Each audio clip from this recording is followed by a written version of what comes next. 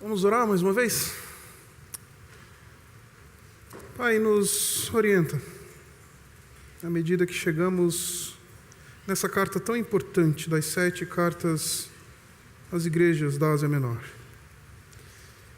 Que tenhamos a sensibilidade para ouvir a Tua voz e que o Senhor nos instrua, nos dirige e leva o nosso pensamento cativo a Cristo, de maneira que possamos não somente ouvir a Tua voz, mas também ser transformados por ela. Nos dirige, nós oramos assim em nome de Jesus. Amém. Chegamos na 5ª igreja das 7 igrejas da Ásia Menor, a igreja em Sardes. E Sardes é uma igreja extremamente interessante. A igreja cheia de peculiaridades. É uma igreja que o Senhor Jesus Cristo vem a ela e diz assim: você tem fama de que está viva, mas na verdade está morta. Você tem fama de que está viva, mas está morta. Quando eu era adolescente, eu gostava de astronomia, que é diferente de astrologia. Mas eu gostava de astronomia. O meu sonho era ter lá o meu telescópio para conseguir olhar as estrelas no céu e tudo mais. E uma certa vez me peguei lendo um artigo na internet sobre uma estrela. Agora eu não vou lembrar qual que é a estrela, mas era uma determinada estrela que estava mais ou menos a uns 30 anos luz da Terra. E o que significa uma estrela que está a 30 anos luz da Terra?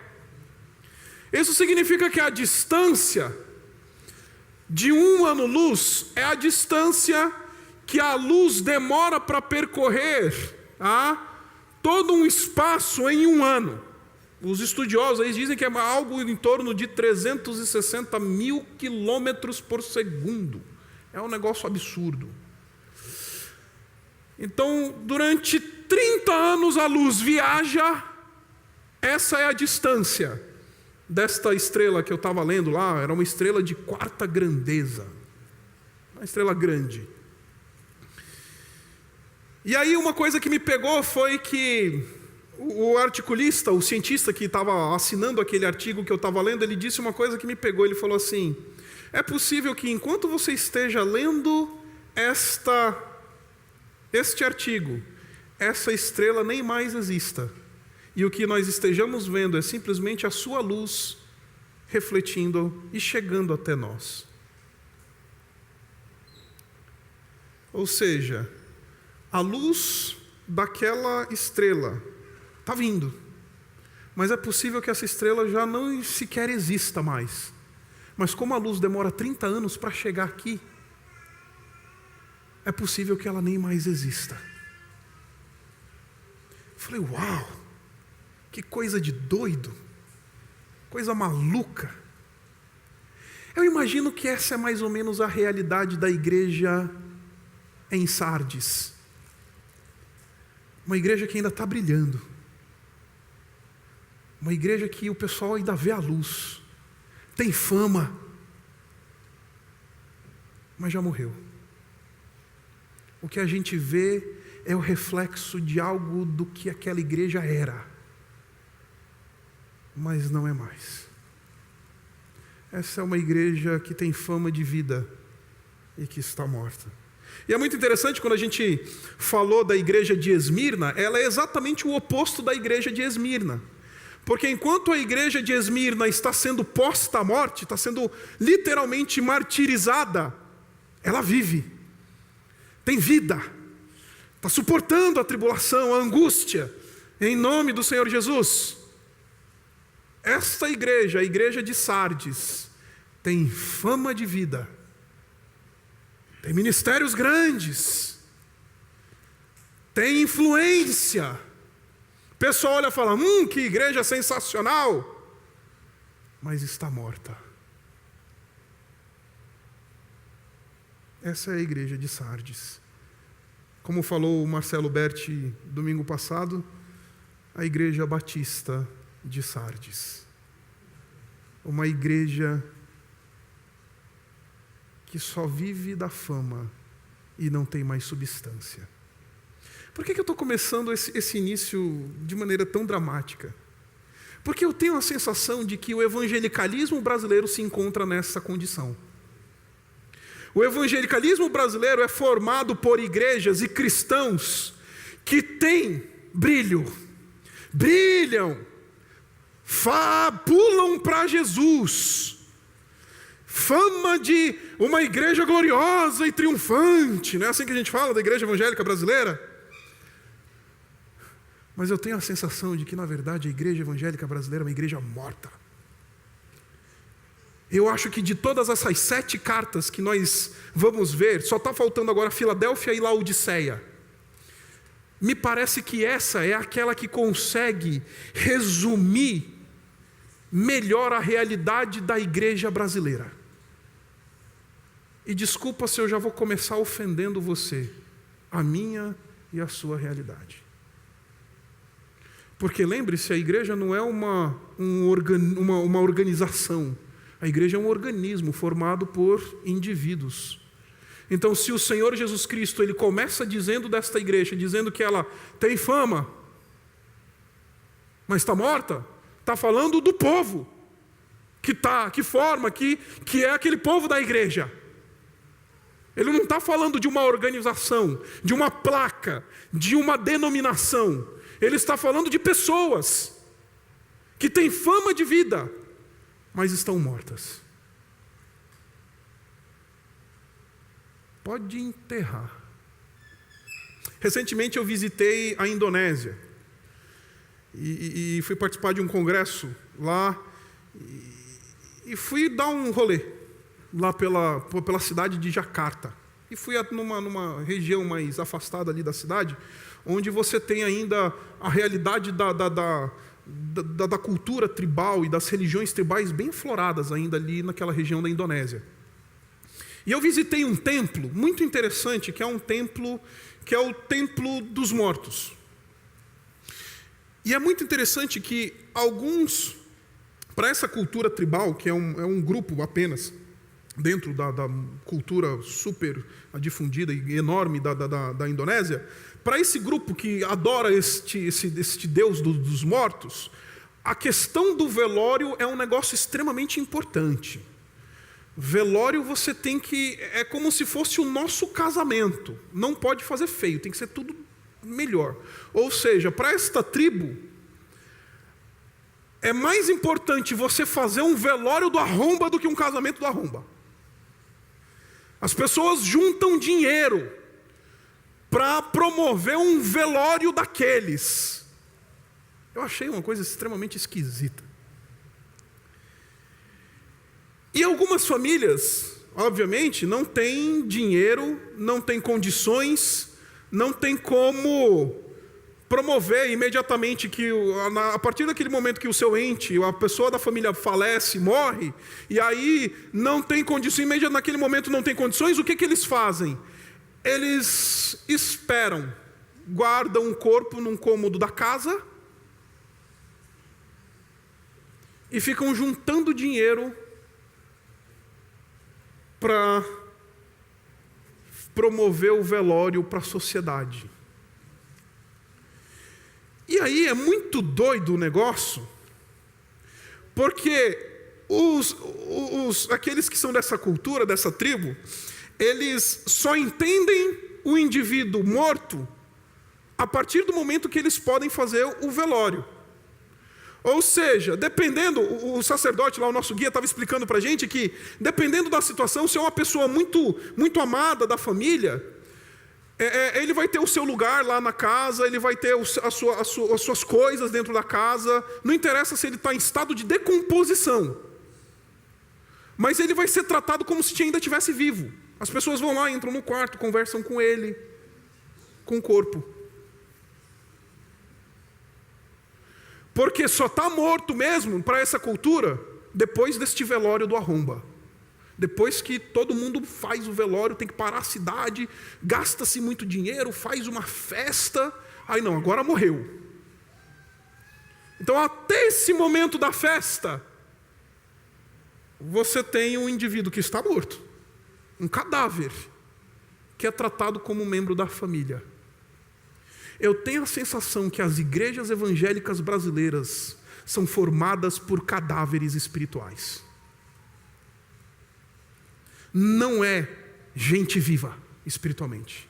É aquilo que o apóstolo Paulo fala em Efésios no capítulo 2, que ele diz que vocês estavam mortos em vossos delitos e pecados. São igrejas formadas por gente que nunca nasceu de novo, que nunca passou pela regeneração, e está morto, pútrido, mas é membro da igreja, tem ministério na igreja, faz e acontece na igreja, mas não passa de um cadáver dentro da igreja.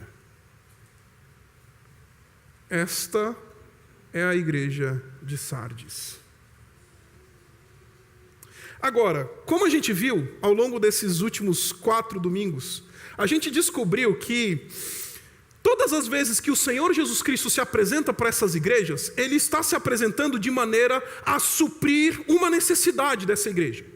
Então lembra quando a gente viu lá, o Senhor Jesus Cristo se apresenta como o início e o fim, o alfa e o ômega, para uma igreja que está sofrendo.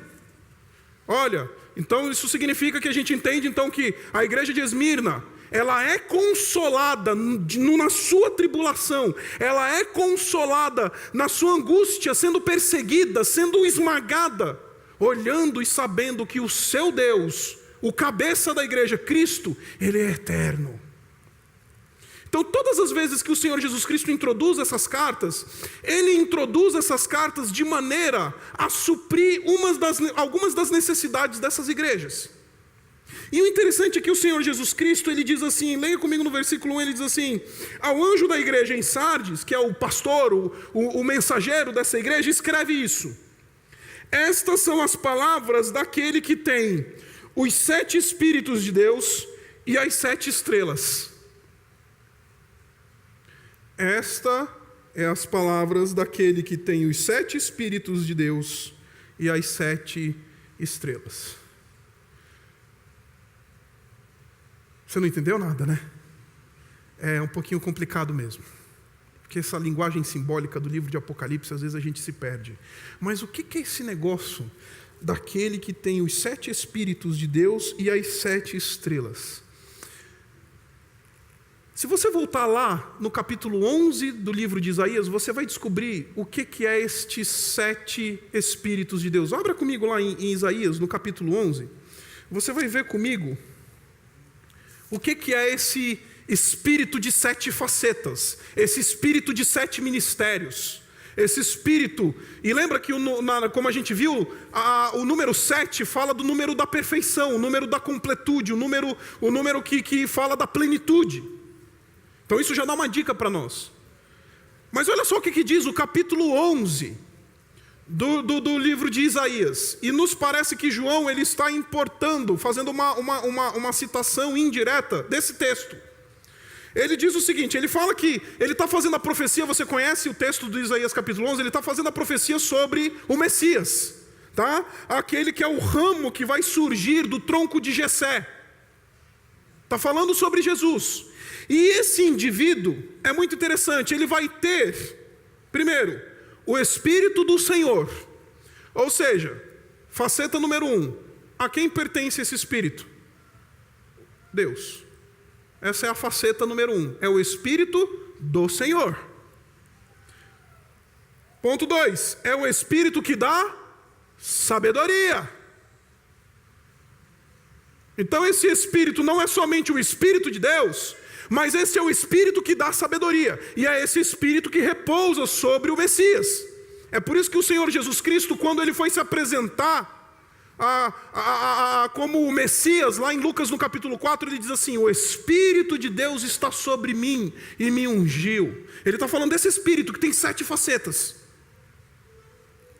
Segunda faceta é de sabedoria e entendimento. Talvez a sua versão vai dizer discernimento. Esse Espírito é do Senhor, esse Espírito é de sabedoria, este Espírito é de entendimento. Mas só que esse espírito também é o espírito de conselho, que traz conselho. 4, é o espírito de poder. 5, é o espírito que dá conhecimento. 6, e finalmente é o espírito de temor. Este é o Espírito de Deus. Isso é descrito por Isaías como multifacetado, como tendo 7 facetas.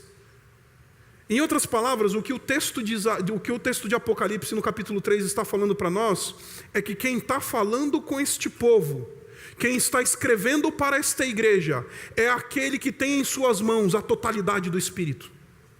O Espírito no Novo Testamento é chamado o Espírito de Cristo, no livro de Atos. Então este que está escrevendo é aquele que tem o Espírito Santo na sua mão e a totalidade do Espírito Santo. É por isso que ele pode prometer: eu vou lhes enviar o Espírito da parte do Pai. Por quê? Porque este Espírito é totalmente possuído por Jesus Cristo, está nas mãos do Senhor Jesus Cristo.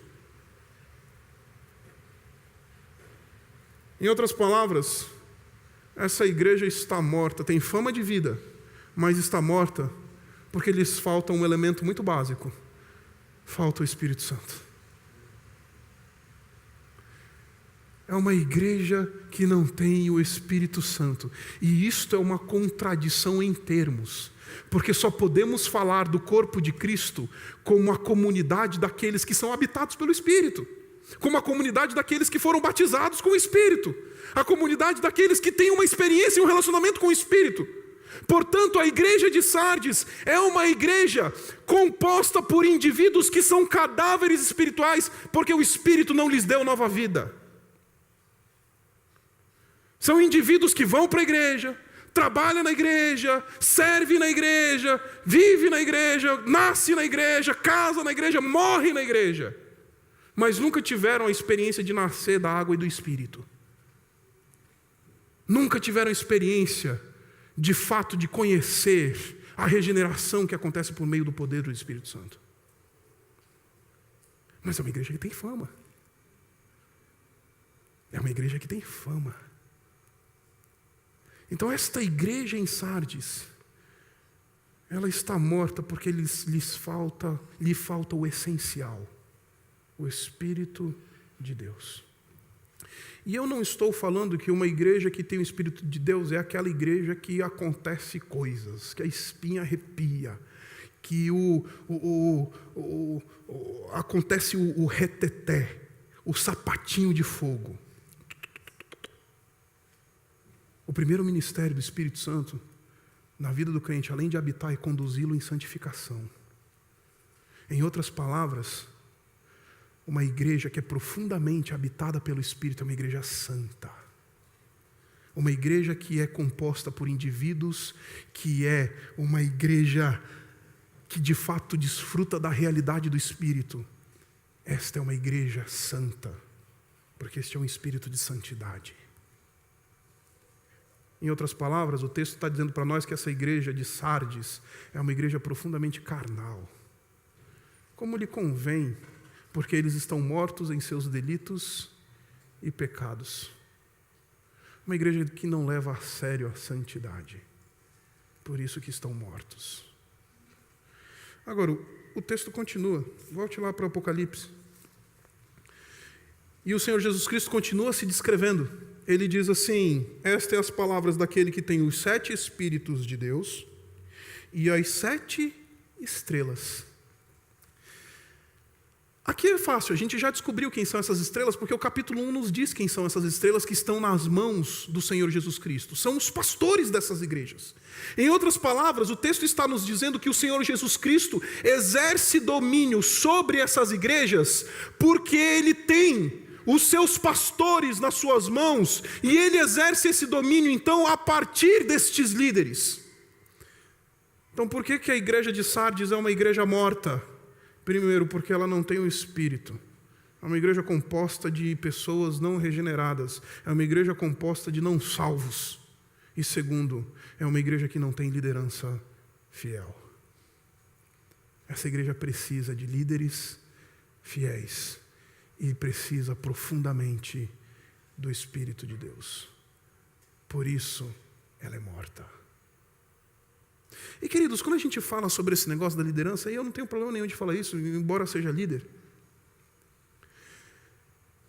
Igrejas mortas, sabe por que elas não têm as estrelas do Senhor Jesus Cristo na sua mão, dentro da sua comunidade? Porque igrejas carnais odeiam homens espirituais.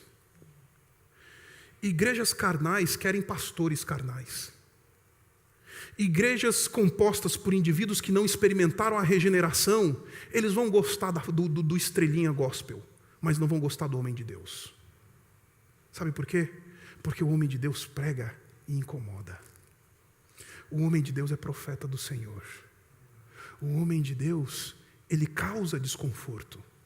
Olhe para o Antigo Testamento e veja todo o desconforto que os profetas faziam no meio da nação.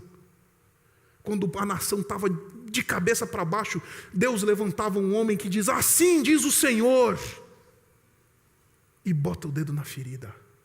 Igrejas carnais odeiam líderes e pastores espirituais. Odeiam.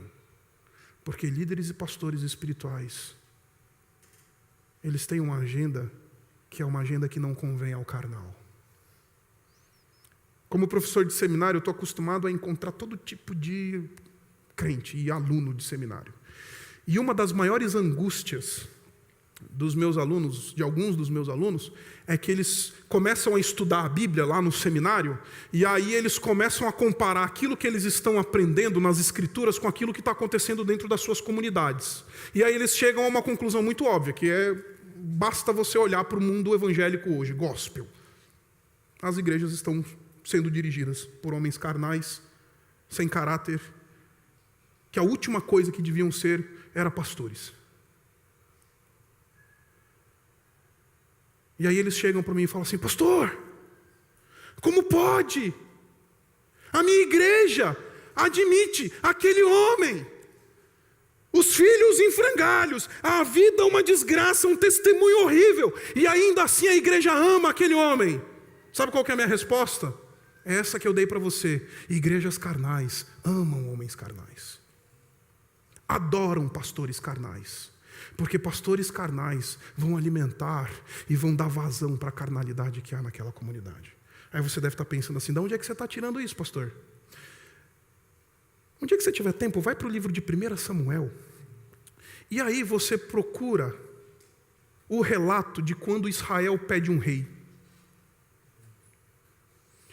Israel chega para Samuel, Samuel está velho. Aí os líderes da nação chegam lá para Samuel e falam assim: Samuel, você está velho, os teus filhos aí, eles não são piedosos, esses caras aí são bagunçados, então queremos um rei. Mas não é uma questão de querer um rei, queremos um rei conforme todas as outras nações o têm. A gente não quer um rei que Deus tem para nós, a gente quer o rei que é o rei segundo o nosso coração. Aí o Samuel ficou meio triste. Falou: pô, os caras não querem um rei. Aí foi orar. Aí Deus vira para Samuel e fala: Samuel, fica triste não, cara. Eles não rejeitaram você, eles rejeitaram a mim. E diz para esse povo: pode dar o rei, mas antes lembra eles o que este rei vai exigir deles. Aí Samuel chama o povo e fala: beleza, vocês querem um rei, vocês vão ter um rei. Só que deixa eu lembrar para vocês o que significa ter um rei segundo todas as outras nações. Os seus bens serão confiscados, porque o rei vai reivindicar o seu direito sobre a propriedade. Os seus filhos serão escravizados, porque o rei vai precisar de perfumista, de padeiro, de mordoma, de soldados. Os seus filhos serão escravizados. A sua terra será devastada não pelas suas guerras, mas pelas guerras que este rei travar. Então, se o cara quiser lá arrumar um problema com alguém, sabe quem que vai morrer? É o teu filho. Este é o direito deste rei. E sabe o que o povo diz? Queremos esse rei. Porque comunidades carnais querem homens carnais. Comunidades carnais se deliciam diante de sermões de homens carnais. Esta igreja de Sardes, ela está profundamente morta. Ela não consegue ser mais morta do que ela é, porque não somente lhe falta o Espírito de Deus, é porque ali nós temos pastores, homens carnais, que não trazem a luz e não trazem a vida que só o Evangelho proclamado pode dar.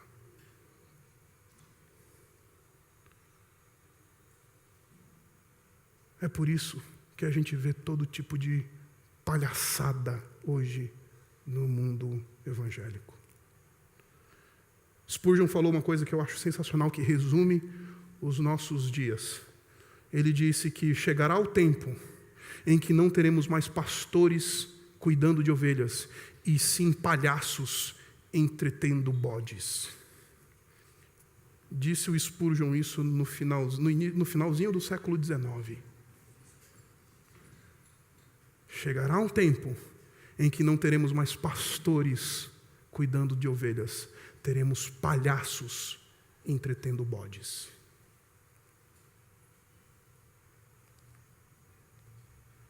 Igrejas carnais amam homens carnais. Esta igreja está morta, porque também lhes falta homens santos, homens de oração, homens do Evangelho, homens que não têm medo de proclamar o Evangelho, homens que assumiram um compromisso profundo com Deus e que por causa disso são instrumentos de Deus no meio do povo.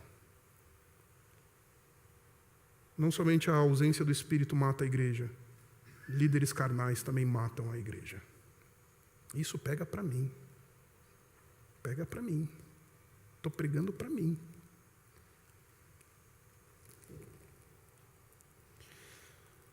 Agora, olha só o que o Senhor Jesus Cristo diz. Ele diz assim: conheço as suas obras. E parece que ele vai elogiar, né? Parece que ele vai elogiar. Porque todas as vezes que o Senhor Jesus Cristo antes falou assim, começou a frase, conheço as tuas obras, ele elogiou as outras igrejas. Conheço a tua tribulação, conheço a tua perseverança, é o que ele fala lá para a igreja de Éfeso. Conheço a tua perseverança, conheço a tua fidelidade ao Evangelho, eu sei que você colocou à prova homens que se dizem apóstolos, mas não são. Eu sei o que está acontecendo, eu vejo as coisas boas que você tem aí. É interessante que parece que o Senhor Jesus Cristo vai começar a elogiar. Parece que o Senhor Jesus Cristo vai dizer o que essa igreja tem de bom. E o interessante é que essa igreja vem e ele diz assim: você tem fama de estar vivo, mas está morta. Ou seja, aquilo que aquela igreja entendia como sua grande virtude, na verdade era o seu grande pesadelo e o seu grande problema. Você tem fama. Eu tinha um professor que falava: faz a fama e deita na cama. Uma igreja de Sardes, que achava que era uma igreja, não estamos vivos, é uma igreja que não tem uma visão correta de si mesma. É um povo que não tem uma visão correta de si mesmo. Você vira e fala: se você é carnal, não sou não. Que é isso, pastor? Você é um rebelde? Não sou rebelde não, pastor. Imagina, rebelião, pecado igual pecado de feitiçaria. É uma igreja que não tem uma visão correta acerca de si mesmo. É uma visão que acha que isso é a sua virtude, mas na verdade este é o seu grande problema. Igreja morta. E o que é uma igreja morta na prática? O que é essa igreja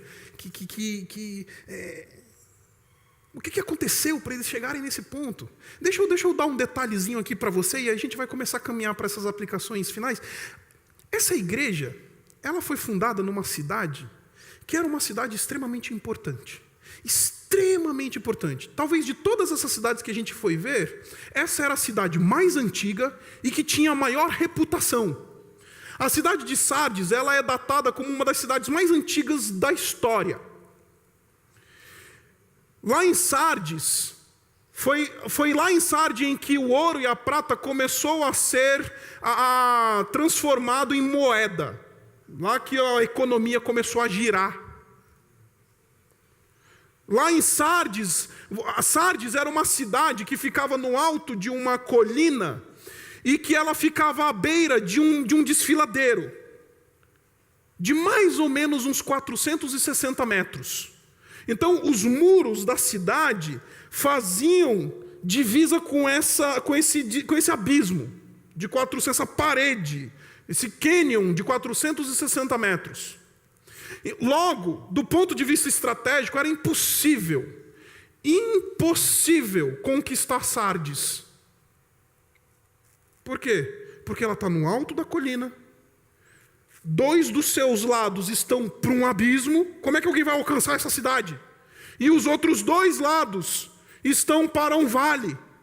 Ou seja, eles têm a visão de tudo. Então, se está se aproximando o inimigo, eles podem se preparar, eles podem se proteger. Tanto é que no mundo antigo a expressão conquistar Sardes se tornou sinônimo de fazer o impossível. Só que Sardes, acredite, caiu não somente uma, mas 2 vezes. Por quê? Fizeram a fama e deitaram na cama. A cidade de Sardes, por causa disso, quando foi conquistada pela primeira vez por Ciro, o que aconteceu foi que aquele lado do abismo, o que Ciro fez? Ele pegou toda uma parte da sua infantaria e fez com que eles escalassem esses 460 metros dessa parede que fazia divisa com o muro de Sardes. E como não era uma área daquele muro que era bem vigiada, eles conseguiram invadir. E porque conseguiram invadir, Sardes em 14 dias foi colocada no chão. Fizeram a fama, mas deitaram na cama. E interessante que o Senhor Jesus Cristo, ele diz assim: esteja atento. Exatamente aquilo que os cidadãos de Sardes não foram atentos. Não viram aquela infantaria toda escalando aquela muralha, aquela encosta. E por causa disso perderam a cidade. A segunda vez que a cidade foi conquistada foi do mesmo jeito. 400 anos depois, pelos romanos. Antíoco.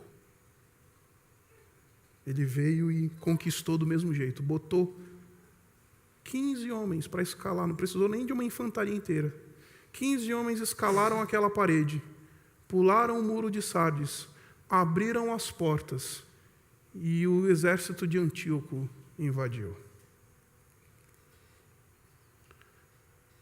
O que eu estou querendo dizer para você é que essa igreja aparentemente morreu porque lhe faltou estar atenta.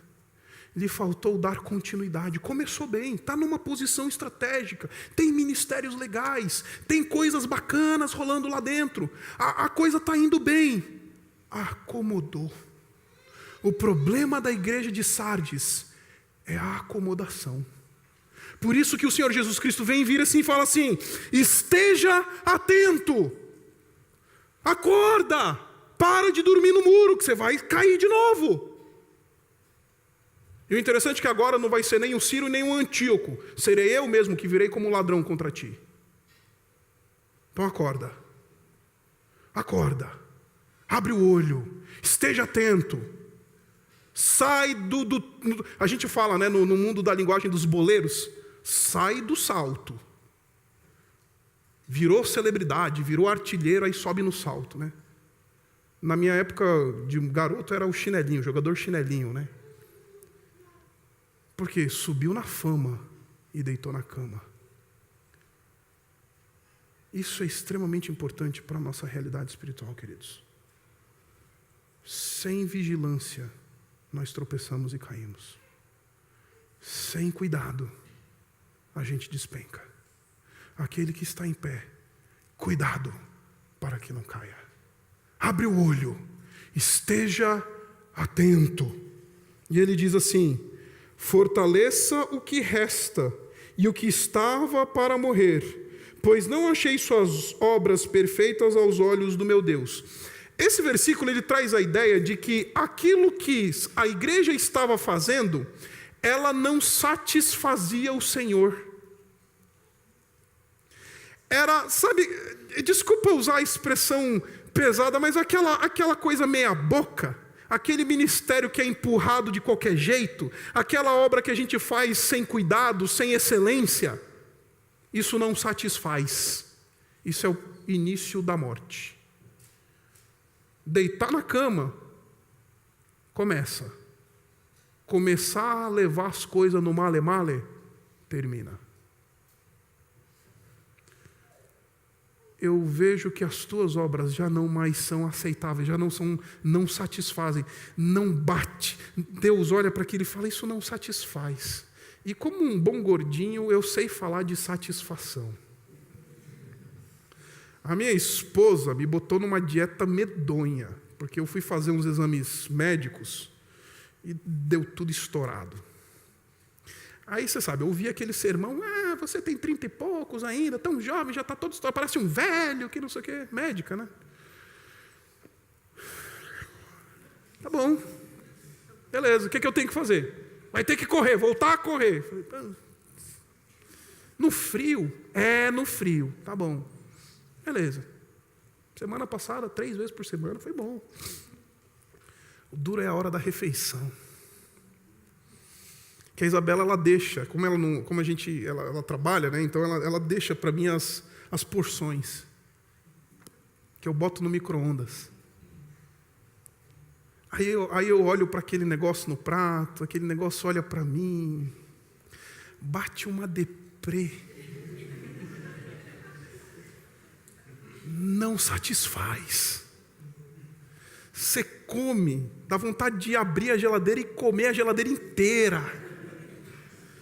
Porque não satisfaz. Igrejas que têm ministérios levados de qualquer jeito, que não são comprometidas com a excelência, que não querem entregar o seu melhor ao Senhor, estão fadadas a virar cadáveres. Estão fadadas a se tornar sardes. Porque as tuas obras já não satisfazem o meu Deus.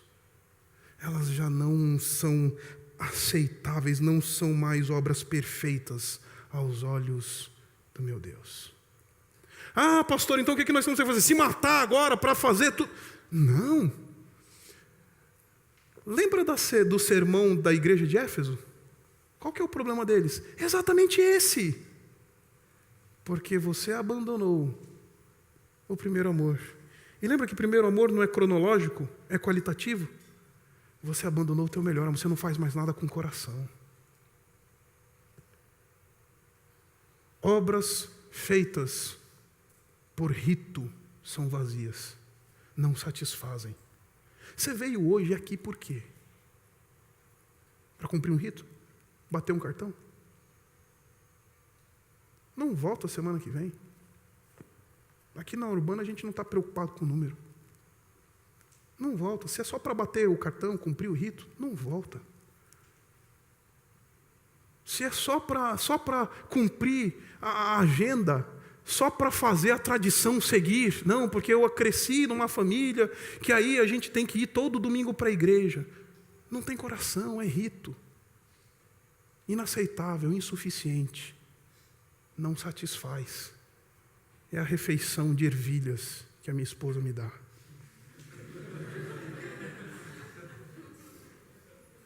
Vai te fazer bem.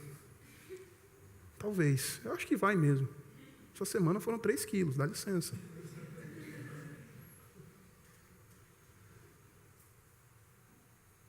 Insatisfeito.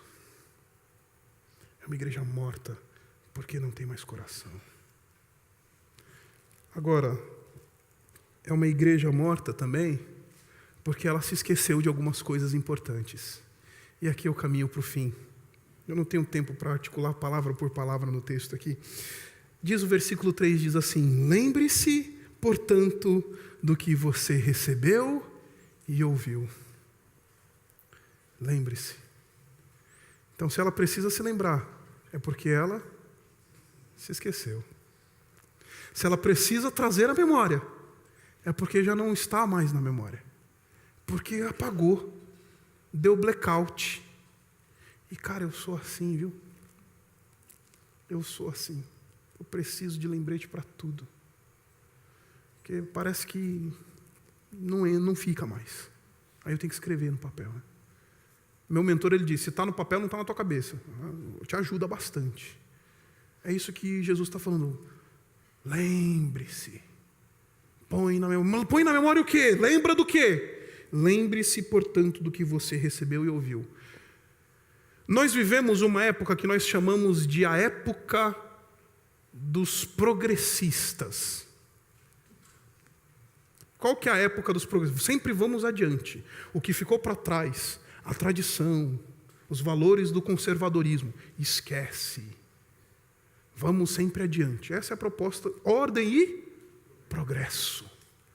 Nós somos uma nação fundada sobre fundamentos do iluminismo e do progressismo. Ordem e progresso. Vamos em frente. Deixa eu falar uma coisa para você, querido. No que diz respeito às coisas de Deus, ser muito progressista é problema. Chesterton, ele fala uma coisa que eu acho sensacional. Ele fala que quem quer ser muito mente aberta acaba abrindo muito a cabeça que o cérebro sai para fora. Diz o Chesterton, no livro dele, A Ortodoxia. Sensacional o livro, você precisa ler esse livro um dia. Faça esse bem a sua alma, para de sair, sai do Facebook, vai ler. Por quê? Porque a gente vive nessa ideia do vamos andar adiante, vamos ser progressistas, vamos abrir a mente. Essa é a receita para a morte de Sardes. O Senhor Jesus Cristo tem que voltar para a tradição, meu filho. Volta para aquilo que você ouviu, volta para o Evangelho, volta para aquilo que você recebeu, Sardes. Volta para a fonte. Volta no que diz respeito a coisas espirituais. O negócio não é andar para frente, o negócio é ficar firme naquilo que nos foi entregue. Aí a gente vira, tem pastor que fala, não, para que teologia? Para que tradição? Para que confessionalidade? Deixa eu explicar o que é o negócio da confessionalidade. O pessoal que é membro aqui na igreja sabe porque a gente explica isso daí direitinho lá no nosso programa de novos membros. Mas você que não é membro na igreja, deixa eu explicar para você. A Igreja Batista Urbana é uma igreja chamada confessional. Por quê? Porque nós temos uma confissão de fé. Nós afirmamos uma confissão de fé. Sem querer escandalizar muito você, mas a confissão de fé, uma das confissões de fé que nós afirmamos, ela foi escrita em 1689. A outra confissão de fé que nós afirmamos foi escrita em 381 depois de Cristo. O que eu estou querendo dizer para você, querido, é que nós precisamos de uma tradição. Nós precisamos, quem se desliga da tradição, quem se desliga do Evangelho, quem se desliga daquilo que recebeu, do ensino dos apóstolos, vai morrer. Vai morrer. Igreja de gente descoladinha, de mente aberta. Ah não, somos todos legais, cool. Uma igreja cool, né? Está na moda falar, somos cool. Ah, é cool. Gente de mente muito aberta. Vai abrir tanto que o cérebro cai para fora. Já disse Chesterton. Porque no que diz respeito... E deixa eu falar uma coisa para você, queridos. Aquilo que você precisava aprender, especialmente você que cresceu na igreja evangélica, aquilo que você precisava aprender mesmo, para valer, você aprendeu lá no ministério infantil. Eu sou filho de um apecano, da PEC. Meu pai foi missionário da PEC por mais de 30 anos. Então, eu cresci lá no acampamento da PEC, sabe? Era aquele garoto, o rato da PEC, ministério da PEC. Você não sabe o que é a PEC? É a Aliança Pro Evangelização de Crianças. Sempre fui o ratinho da PEC. Cresci na PEC. Acredite. Na hora do problema, na hora da tribulação, na hora que o cinto aperta, na hora que a coisa, o calcanhar está calejado, sabe o que vem à minha mente? Os versículos que eu memorizei quando eu tinha entre 7 e 10 anos de idade. Volta. Relembra. Tenha uma confissão. Não esqueça o ensino apostólico. Ele está se referindo aqui àquilo que esta igreja recebeu dos apóstolos. Lembre-se. Então, quando alguém chegar para você com um discurso muito descoladinho, fala, não, veja bem, não precisamos mais de teologia, não, veja bem, não precisamos mais de confessionalidade, não, veja bem, não precisamos mais dessas coisas, porque esse negócio é enfadonho, né? Enfadonho, tedioso, teologia, ter uma declaração de fé, firmar os valores cristãos, estabelecer uma fé ortodoxa. Não, isso daí não é mais importante nos dias de hoje. Acredite, igreja de Sardes. Lembre-se. E finalmente,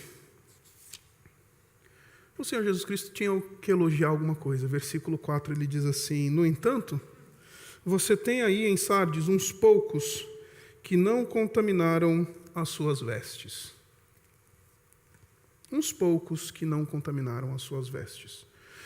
Todas as vezes que essa temática das vestes aparece na Escritura, de maneira geral, está falando de caráter. Traços do caráter. Está falando não de vestimenta real, física, está falando do caráter, da moral, da ética do indivíduo. Todas as vezes. E é muito interessante que dentro desta igreja que está morta ainda tem uns poucos. E o interessante é que ele usa uma figura extremamente interessante para descrever esses poucos que ainda são crentes de verdade. Alguns desses 7.000 que ainda não se dobraram a Baal. Ele diz assim, no entanto, você tem aí em Sardes uns poucos que não contaminaram as suas vestes. Aqui ele traz a ideia da tinturaria. Não é que sujou e lavou, está novo. Não, aqui a ideia é que caiu uma tinta e já era. Deixa eu contar uma história para você. Eu fui fazer o casamento de um querido amigo e estava num dia lá super legal e tal, o casamento rolou numa boa. E na porta da entrada do casamento você tem aquela coisa das lembranças, né? Que você tem que assinar alguma coisa, deixar alguma coisa. E aí inventaram a tal de uma árvore de dedo, que você tem que pôr o dedo na tinta e você vai... Aí cada convidado vai pondo o dedinho lá num papel que fica na parede. E aí cada convidado então põe o dedinho na tinta, aí vai lá e pluc! Aí vai formando as folhinhas da árvore. Nesse dia, eu estava com a minha camisa social que eu mais gostava. Vou casar um amigo, tem que fazer a barba, né? Tem que aparecer direito lá, né? E aí, nesse dia, fui lá, fiz o casamento e tal. Vamos embora, meu amor, vamos embora. Na hora de fazer o negócio do dedinho, eu encostei o punho da minha camisa naquela tinta. Nunca mais saiu. Era uma camisa azul linda, com aquela tinta, aquele punho todo manchado de verde. Acabou a minha camisa. É esse tipo de mancha que o texto está falando. Não é lavou, tá novo. É que manchou e ficou. É que manchou e é visível. Aí, como eu sou muito mão de vaca, o que eu mandei fazer? A camisa de manga curta. Mas o que eu estou querendo dizer para você é que dentro daquela comunidade, dentro daquela igreja, tem um povo que não se permitiu e não se apresenta diante de Deus com suas vestes, com seu caráter maculado. E é muito interessante você notar o joguinho de palavras e a brincadeira que João está fazendo aqui, porque até os pagãos se limpavam, trocavam de roupa e colocavam roupas limpas na hora de comparecer diante dos seus deuses. Até os pagãos se limpavam para ir para os templos pagãos, para ir para as orgias que aconteciam ali naqueles templos pagãos. Até os pagãos se limpavam para comparecer diante dos seus deuses. O povo de Sardes não se limpa.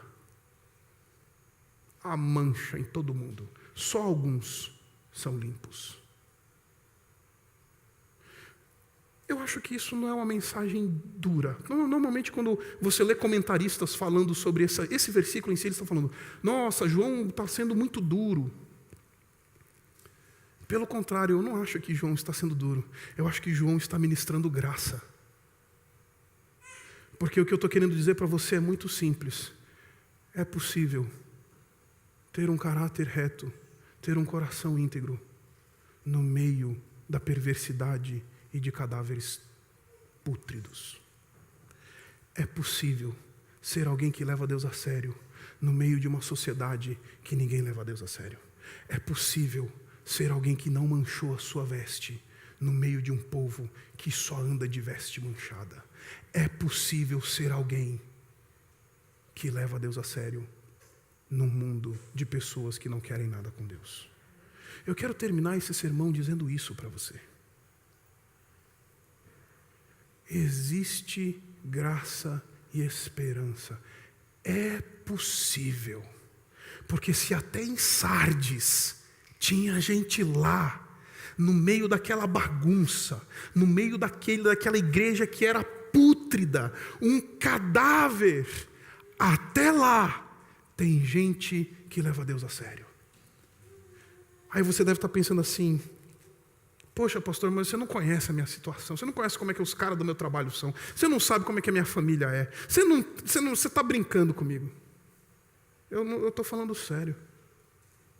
Não importa o quão sujo e pútrido o ambiente em que você esteja, é possível andar de vestes limpas. Agarre-se a essa verdade essa noite e diga: Senhor, me preserva. Senhor, me ajuda a ser alguém que não teve a sua veste manchada, que teve o seu caráter maculado pelo pecado. Senhor, me ajuda, no meio dos sujos, andar de maneira limpa. Abaixe sua cabeça.